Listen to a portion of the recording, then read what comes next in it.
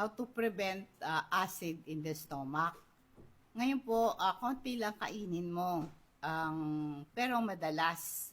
Kasi i-reduce mo yung pagka-konti-konti lang kinakain mo, nababawasan yung acid sa stomach mo.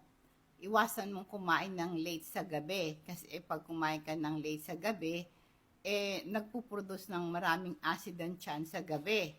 Kaya maraming sinusumpong ng acid reflux sa gabi kasi nga huwag kang kakain ng late sa gabi.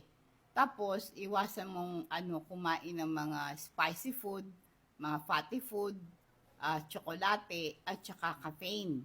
Kasi nakaka-trigger ng acid reflux yan. Magpapayat ka kasi yung sobrang taba sa tiyan, yung kapal ng bilbil mo, nagkakaroon ng pressure yan sa stomach, nagpapalala ng yung acid sa tiyan. Pag matutulog ka, i-elevate mo yung ulo mo, ito para yung stomach acid mo, hindi mag-flow back sa iyong esophagus habang natutulog ka. Pwede kang gumamit ng wedge pillow o kaya maglagay ka ng blocks doon sa may paa ng bed mo sa bandang ulo mo para naka-incline position ka. Huwag kang manigarilyo kasi ang paninigarilyo nakakairita ng lining ng esophagus at nagiging worse yung acid mo sa tiyan.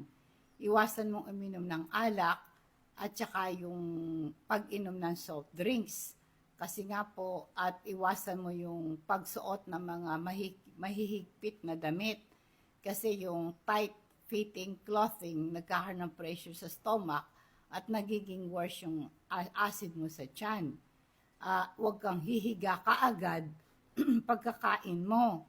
At dapat matuto kang mag-manage ng stress mo.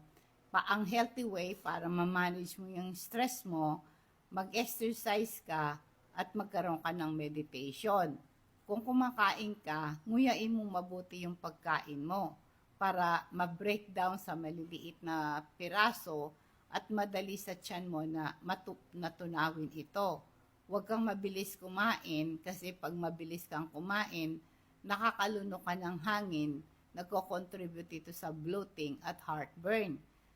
Huwag kang kakain ng napakarami kasi pagka naparami yung kain mo, nagbibigay pressure sa stomach mo, nagiging worse yung acid mo sa tiyan.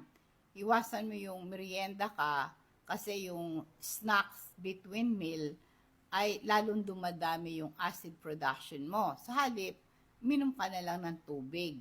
Ang iwasan mo yung soft drinks, yung carbonated beverages, nag-i-increase yung production mo ng stomach acid. Yan po yung mga dapat natin gawin para ma-prevent yung acid natin sa tiyan.